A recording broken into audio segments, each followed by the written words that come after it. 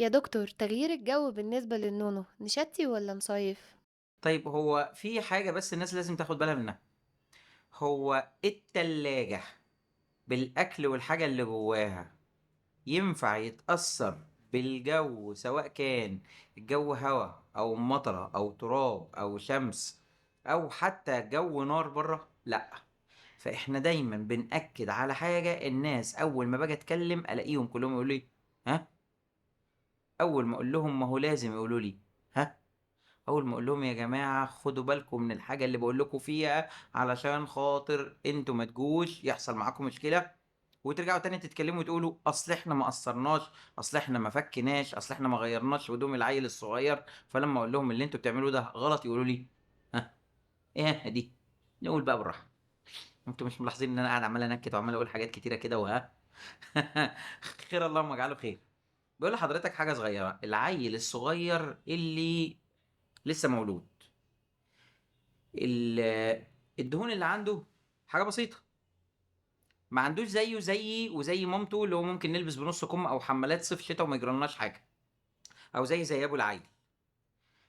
نفس الحوار برضه، ان النون الصغير ما عندوش مصدر داخلي للطاقه. يعني انا لو قاعد دلوقتي كده، حتى لو انا بنص كم وحد قرب من جنبي هيحس ان انا جسمي بيشع نار. ولكن حديث الولادة هو ما عندوش مصدر داخلي للحرارة، وبالتالي فإنه بيستمد الحرارة بتاعته من مصدر طاقة خارجي، ألا وهو حضن أمه أو دفى أبوه أو شال سته. عارفين الشل؟ الشل اللي هو اللي هو الكفر أو الحاجة اللي من الجدة بتبقى متغطية بيه، اللي هو آه البتاع اللي هي بتتلف بيه. انا ما اعرفش، هو عند امي كده. المهم، يبقى احنا لازم ناخد بالنا من ان حديث الولادة ما ينفعش ان انا اكمره والفه بهدوم كتيرة، لان هو ما عندوش مصدر داخلي للطاقة، فانا هحبسها عليه بالطقم اللي جوه بفرو ومن بره مشمع. ما ينفعش. وبالتالي يا تيتا العزيزة، يا بابا العزيز، يا ماما اللذيذة، يا خالته، اي حاجه، بنقول لحضراتكم حاجه مهمه جدا. العيل الصغير اللي اتولد دفيله المكان اللي هو قاعد فيه وسيبيه لازق في حضن امه ومتدفي قدر الامكان بيها.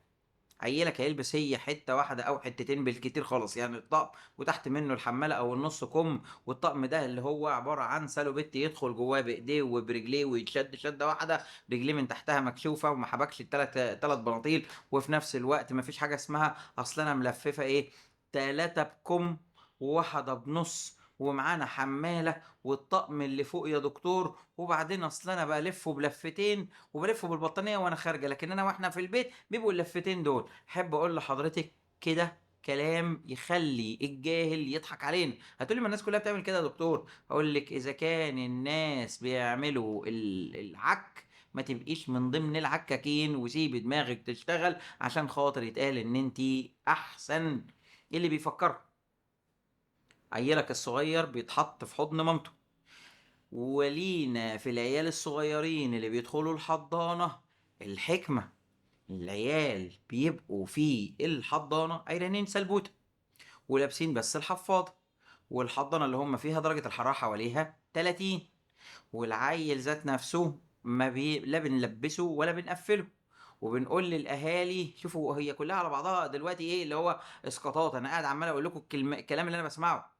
ولو كانت بالهدوم ما كان الناس لبسوا عيالهم بالعشرة والاتناشر قطعة وما حمهمش والعيال معيوش. ولكن اللي بتسع قطع بيجوا لي العيادة وهم مزكمين ومكتمين ومقفولين، والعيال عندهم برد وزكام والدنيا بايظة، وبنعلمهم غسيل المناخير وبشيل الهدوم وارميها بعرض ايدي، والناس كلها شايفة الموضوع ده وعارفين، وكل يوم اطلع اتخانق والناس بتشتم واحنا بنبلك وعادي خالص.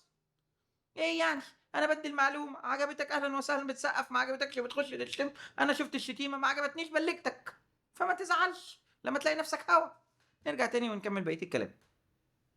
يبقى العيل اللي في الحضانة ملوش علاقة بالجو اللي بره، لان الحضانة بتدفي. العيال اللي بتلبس ست حتت بتاعية وبشوفهم في العيادة، والعيال اللي طول النهار دنيتهم بره هوا ما بيجرالهمش حاجة. تارجتي دلوقتي ان انا اعلم حضرتك ان انت تبقي شاطره وعيلك يبقى متعود على المرمطه، لان العيل المتعود ان هو يشد بيفضل طول عمره شادد. واللي بيبقى موجود وشغلته في الخدمة نُص كُم صيف شتا، وبيبقى طالع في التلج وبيستحموا بمَيّة ساقعة وما بيحصلهمش أي حاجة.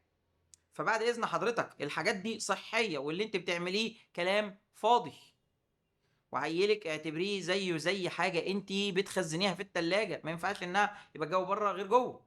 والكلمة الفاشلة اللي ما باحبهاش، أصل إحنا الشقة ساقعة. حضرتك وأنتِ بتجهّزيها ضبّطي أوضة الliving إن الحيطان ذات نفسها معزولة والأرضية معمولة خشب. ما عرفتيش يبقى مشمّع، ما عرفتيش يبقى اسألي مهندس ديكور، ما عرفتيش يبقى وأنتم لسه بتبنوها أمّنوها. تقول لي أصل العيّل، هاقول لك ما تسواش دور تعب واحد أنت هتدفعه على عيّلك. فأمانة عليكم ركّزوا في الحاجة اللي بتحصل مع العيال الصغيّرة، علشان خاطر ما نرجعش تاني ونقول.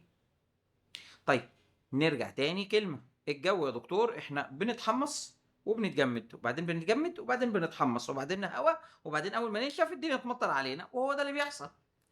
فببساطة جدًا إحنا دايمًا بنقولها، إحنا ككبار والمفروض كصغيّرين برضه نفس الكلام.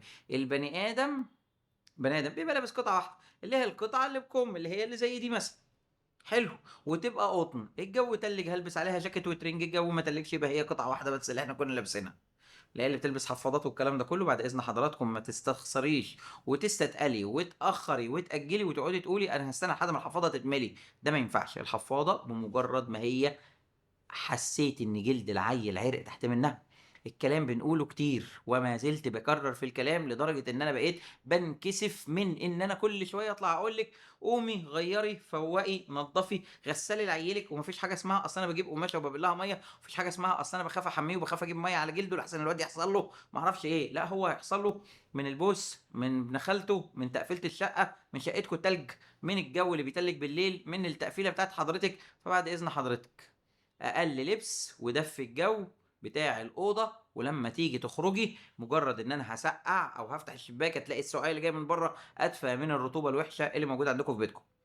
أنا عارف إن مين بيودّي على فين، أنا نفسي تايه. وهو كل ما حد بيكلمني بارُد عليه بنفس الرد ده.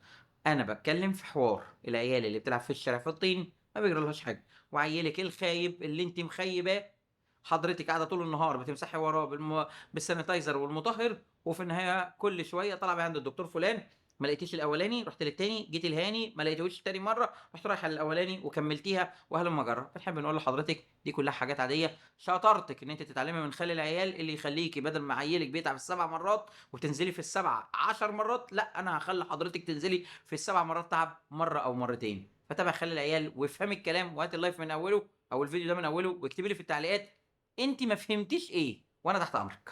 سلام عليكم.